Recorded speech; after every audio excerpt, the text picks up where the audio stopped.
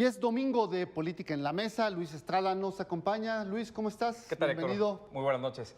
Pues lo que platicas de los hechos en el penal de Topo Chico nos muestra cómo es que se debe manejar una crisis y en este caso, en el caso del desempeño del gobernador Jaime Rodríguez, pues cómo no se debe manejar. Me parece que la forma en la que se fue presentando la información y cómo fueron dándose los hechos, pero sobre todo cómo se comunicó a la opinión pública desde el momento y los lapsos de tiempo que se dejaron pasar, fueron demasiado largos como para que la especulación creciera y sobre todo se genera la percepción de que el gobernador no tenía control como creía o como mencionaba a los medios de comunicación. Hay 5 puntos principales que me parece que fallaron en términos de la comunicación. ¿Cuáles son, Luis? Por supuesto, 10 horas tarde o 10 horas después de que sucedieron los hechos para informar por primera ocasión qué es lo que estaba sucediendo.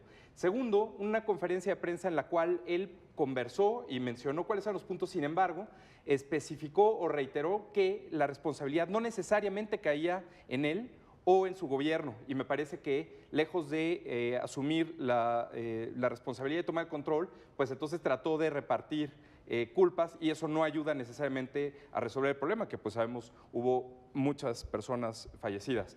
Tercero, justamente el número de personas que no se tenía y que corrigió a lo largo de la mañana, es decir, prácticamente 12, 14 horas después.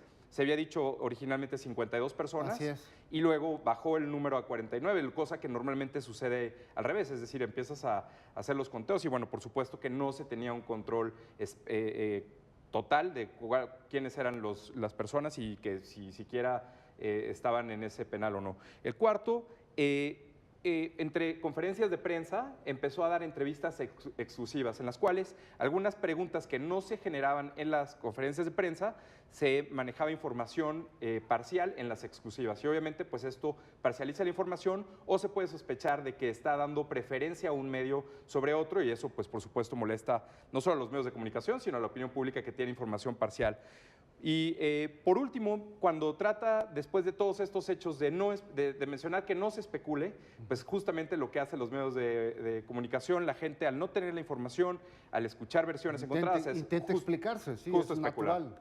Así que… Ay, yo no lo llamaría tanto eso, sino un poco el tratar de explicar qué está pasando, ¿no? Así es. Ante un fenómeno de esas dimensiones, pues tienes que tratar de echar a andar tus redes de información y si no hay información oficial, sacar lo que consigues. Por supuesto, y ahí me parece que eso es uno de los errores más graves, es decir, tratar de decir sin una versión oficial que no se creen historias o que los medios de comunicación no encuentren una explicación, pues es justo lo más difícil. Por supuesto, todo esto lleva a que se presente una situación de percepción de que el gobernador, en este caso, no tenía control o lo tuvo muchas horas después.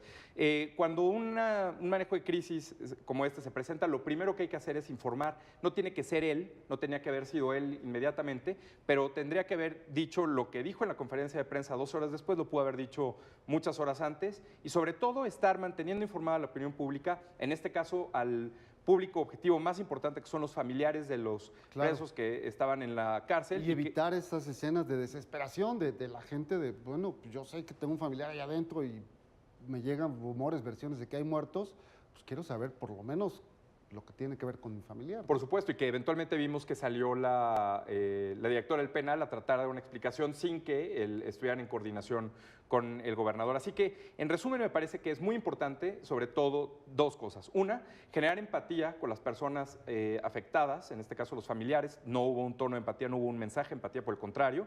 Y segundo, asumir la responsabilidad de lo que te toca, decir claramente qué es lo que sabes, qué es lo que no sabes y, por supuesto, como siempre en todas estas cuestiones, mantener informada a la gente sistemáticamente y de forma frecuente para que se tenga claramente cuáles son los elementos con los cuales se puede